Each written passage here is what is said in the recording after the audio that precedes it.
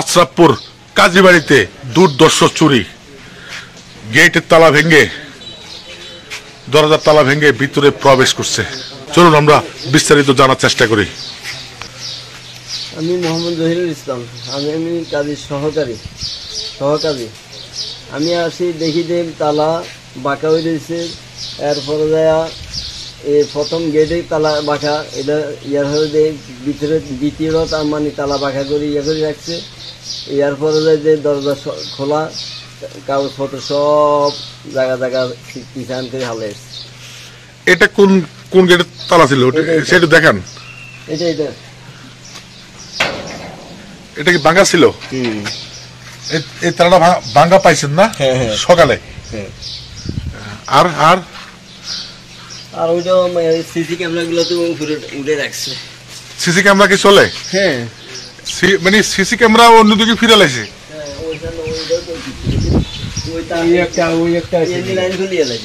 ওই সিসি ক্যামেরার লাইন খুলে ফেলছে।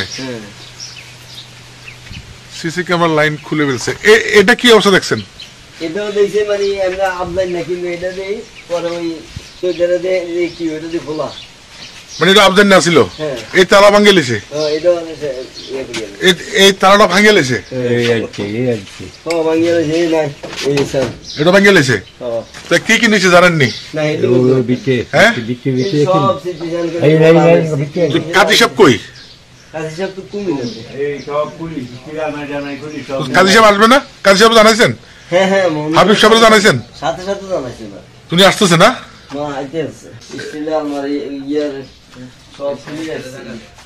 সব এলোমেলো করে ফেলছে। এটা তো কাজী অফিস নাকি?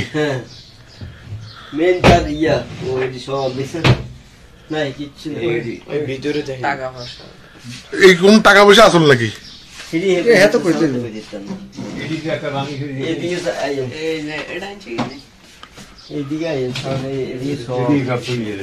হায় হায় হায়,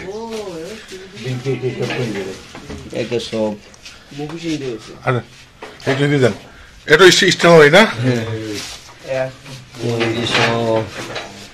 এগুলি খুলে ফেলছে।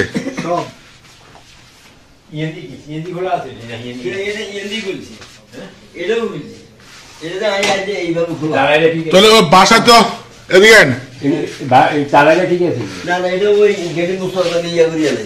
এদিকে আসুন। এই বাসায় কোনো এই নারী পুরুষ কেউ থাকে না? হাবিব সাহেবের সপ্তাহে একদিন আগে নাকি? আপনার কি হয় হাবিবে? বাতিজা।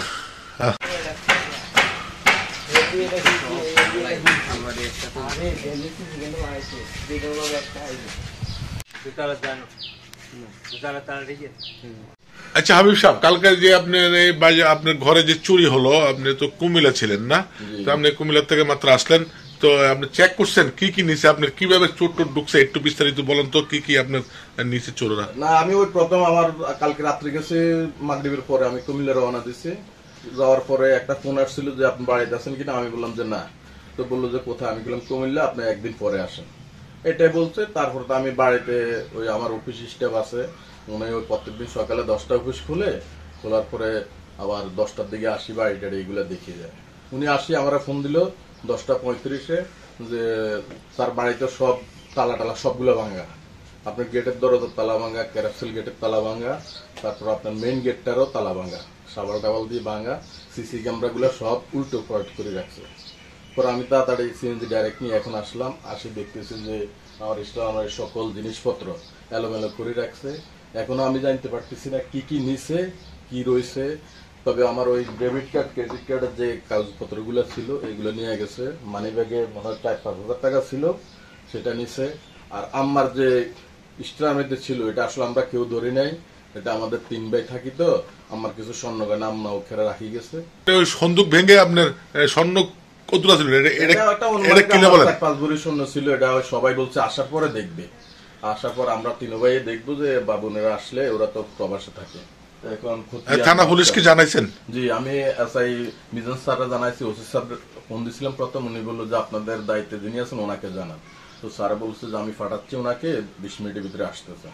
তো থানায় কি কোনো জিডি জিডি করছেন? জিডি বা এফআইআর আমরা এখন করব ইনশাল্লাহ। স্যার আসুক, স্যার আসে প্রথম তদন্ত করার পরে কি পরামর্শ দেয় সেই মোতাবেক আমরা আইনের আশ্রয় নিব। আমার এই সন্দুকটা ভেঙে ফেলছে, সন্দুকটা ভেঙে এটার ওই যে তালাটা ভাঙি তারপরে এগুলো নিয়ে গেছে। এটা অবশ্য আমরা খুলি নাই, আমরা বলছি যা কিছু আছে আমাদের স্টেশনের সন্দুকের ভিতরে আছে। তাহলে আপনার এই সন্দুক ভেঙে আপনার 4-5 ভরি ওজনের স্বর্ণ আছে? এরকম ছিল স্বর্ণ, আমার বেশি ছিল না, 4-5 ভরির নাকের ইয়ে বলছে যে ওরা 3 বইয়ের বউ আছে, 3 বইয়ের বউ বাদ করে নিতে আর বনে করে দেওয়ার জন্য।